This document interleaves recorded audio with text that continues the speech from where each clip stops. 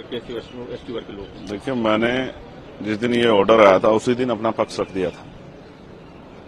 पहली बात, SC ST का जो रिजर्वेशन है उसका आधार आर्थिक नहीं है कि उसमें क्रीमी लेयर या वर्गीकरण किया जाए। उसका आधार जो है वो अनटचेबिलिटी है, छुआछूत है, भेदभाव है, जातीय उत्पीड़न है।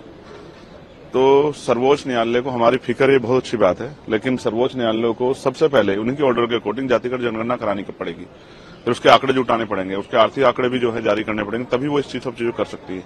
तो उनको करना पहले चाहिए, अगर वो दलित वर्गों के इतनी हितैषी हैं तो उनको सब सारा बैकलॉग भरवाना चाहिए और जातिगत जनगणना के ऑर्डर सरकार को देने चाहिए। अगर एससी एसटी एकजुट रहेगा तभी अपनी लड़ाई लड़ पाएगा। हम तो लंबे समय से अभी जो है एसजीपीजी जो है वहां लखनऊ में और इलाहाबाद जो है यूनिवर्सिटी में जिस तरह से एनएफएस करके हमारे लोगों को निकाला गया, ये स्पष्ट है उन एनएफएस को भरवाने के लिए सरकार ने क्या किया है, उन एनएफएस को भरवाने के लिए सुप्रीम कोर्ट ने क्या किया है, तो वो कुछ नहीं किया है। हाँ, हमेशा कोशिश ये की गई है कि इनके जो लड़ने वाले लोग हैं उनकी ताकत कम किया जाए। अब एससी एसटी बटने वाले नहीं, आप ही देख लो इस फैसले का कितना समर्थन, कितना विरोध हो रहा है, तमाम लोगों में इसका विरोध है। तो हम स्पष्ट है कि हम अपने लोगों को बटने देंगे और हमें अपने लोगों की चिंता है। इसलिए हमने स्वतः जो है 1.5 साल पहले मांग की थी कि जिन जातियों को अवसर नहीं मिला है उनको उनका आरक्षण बढ़ा के 15% शेड्यूल कास्ट को मिलता है और 5% बढ़ा के उन बाकी जातियों का आरक्षण देने की व्यवस्था सरकार करे। ये 1.5 साल पहले हमने लखनऊ पीसी करके कहा था और दिल्ली में भी।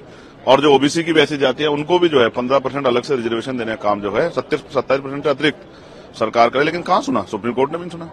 तो जब आप ईडब्ल्यूएस 10% दे सकते हो तो आप जो है 5% शेड्यूल कास्ट के लोगों को बढ़ा क्यों दे सकते?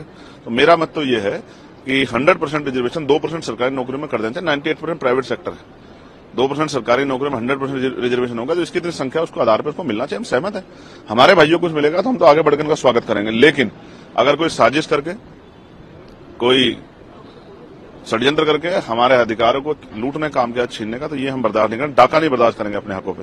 इसके लिए चाहे सरकार से जो अध्यादेश लाने की बात हो, चाहे सुप्रीम कोर्ट में जो है रिपिटिशन दाखिल करने की बात हो, या मैं आज सारे मेंबर ऑफ पार्लियामेंट जो शेड्यूल कास्ट और ट्राइब के हैं या जो सामाजिक न्याय को मानते हैं उन सबसे चर्चा करूंगा और बहुत जल्द जो है एक बड़ा जो है हम अपना इस संघर्ष का स्वरूप सरकार और सुप्रीम कोर्ट को दिखाएंगे। हम पीछे हटने वाले नहीं, हम अपने अधिकारों के लिए, स्पेशली मैं चंद्रशेखर आजाद अपने लोगों के अधिकारों के लिए, बाबा साहब अम्बेडकर ने कहा था कि जब मेरे हित में और देश हित में टकराव होगा तो मैं देश की तरफ रहूंगा, लेकिन जब मेरे समाज के हित में और देश हित में टकराव होगा तो मैं समाज की तरफ रहूंगा। मैं फिर आज कहता हूं कि अगर कोई भी हमारे अधिकारों छीनने काम करेगा तो हम हर कीमत चुकाने के लिए तैयार हैं।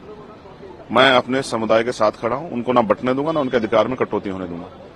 उनके लिए खड़ा हूं, उनके लिए था, उनके लिए हूं और उन्हीं के लिए हम लोग राजनीति कर रहे हैं। धन्यवाद। वक्फ बोर्ड में बात आ रही है, वक्फ एक्ट की चेंजेस होने वाले हैं, उसमें कुछ कानून बदलने वाले हैं जिससे प्रॉपर्टीज का मुसलमानों की कितनी हितैषी है केंद्र और यूपी की सरकार और तमाम सरकारें बीजेपी की, इसकी से छिपावा नहीं है। मैं फिर कह रहा हूं, आपका मकसद जो है